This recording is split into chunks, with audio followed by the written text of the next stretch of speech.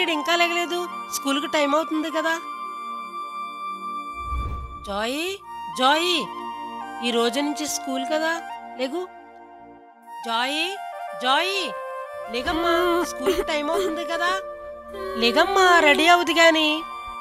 అమ్మమ్మ, నేను స్కూల్కి వెళ్ళినా, టీచర్ గారు కొడతారు. ఏంటి స్కూల్కి వెళ్ళవా? నీ తోటి పిల్లలందరూ రెడీ అయిపోయి స్కూల్కి వెళ్తుంటే నువ్వెన్నా చెప్పు, నేను మట్టికి స్కూల్కి వెళ్ళినా. బాగానే కౌరులు చెప్తున్నావు. స్కూల్కి వెళ్ళపోతే రేపేమవుతావు? స్కూల్కి వెళ్ళపోతే మీ అమ్మ తిడుతుంది. త్వరగా రెడీ అవ్వు, స్కూల్కి వెళ్తే గాని. నాన్న, జాయి, స్కూల్కి వెళ్ళి మంచి చదువు చదువుకుంటే గొప్ప ప్రయోజకుడు అవుతావురా. నా మాట విని స్కూల్కి వెళ్తానికి రెడీ అవ్వమ్మా. ఏడవకురా, ఎందుకు ఏడుతున్నావు? ఇలా అయితే ఏం చేయనురా ముసల్దాన్ని. నానమ్మా, నానమ్మా, జాయింట్ ఇంకా రెడీ అవ్వలేదు. రవి, వచ్చావా? చూడు వీడు బాగోతాం. ఈ రోజు నుండి స్కూల్స్ కదా, అత్తినని తీసుకెళ్ళమంది. అవునా, తీసుకెళ్ళమందా? పొద్దున్నుంచి రెడీ అవ్వమంటే రెడీ అవ్వట్లేదు. నువ్వన్నా చెప్పు రవి. సరే నానమ్మా, నేను చెప్తాలే. ఏదో రకంగా జాయిన్ స్కూల్కి తీసుకెళ్ళరా, నేను క్యారేజీ రెడీ చేస్తానమ్మా.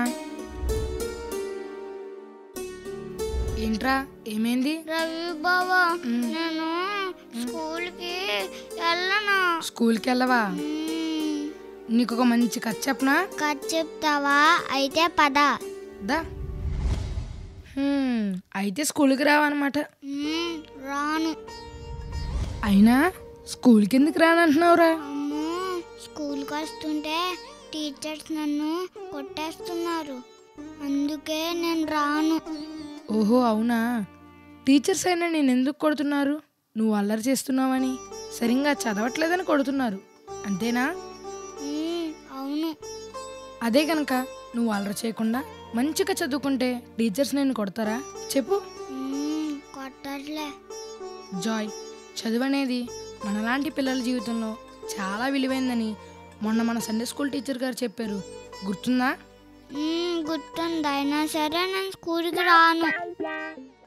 అప్పటి నుండి నేను చాలా శ్రద్ధగా చదవడం ప్రారంభించాను. అలాగే నా తల్లిదండ్రుల మాటకు కూడా లోబడ్డాను. ప్రతిరోజు స్కూల్కి వెళ్ళి చదవడం వలన, దేవుని కృప వలన ప్రతి దాంట్లో ఫస్ట్ వచ్చానురా. అందుకే చదువు చాలా విలువైందిరా. లోకంలో ఒక సామెత ఉంది, విద్య లేనివాడు వింత పశువు అట. మనలాంటి పిల్లలకి చదువు చాలా విలువైందిరా. చదువు తెలివినిస్తుంది, అలాగే జ్ఞానాన్ని ఇస్తుంది. అంతేకాదు సమాజంలో ఎలా ఉండాలో, సంస్కారంగా ఎలా నడుచుకోవాలో నేర్పిస్తుందట్రా. మా టీచర్ చెప్పారు. ఒకసారి ఆలోచించరా, చదువుకోవాలిరా జాయ్. చదువుకుంటే దేవుడు చక్కని జ్ఞానాన్ని ఇస్తాడు. నాకు చదివిందేది గుర్తుకు ఉండట్లేదు, నాకు జ్ఞాపక శక్తి లేదు. అవునా? బైబిల్లో మీలో ఎవరికైనాను జ్ఞానం కొదువై ఉన్నట్లా అతడు దేవుణ్ణి అడగవలనని బైబిల్ చెప్తుంది కదరా. జాయ్, ఖచ్చితంగా దేవుణ్ణి అడగాలరా. అన్నట్టు నువ్వు ప్రార్థన చేసుకుంటావా? అర్థమైంది, నువ్వు ప్రార్థన చేసుకోవట్లేదు కదా. సండే స్కూల్లో ఏం చెప్తున్నారా? అనుదినం ప్రార్థన చేసుకోమని చెప్తున్నారా?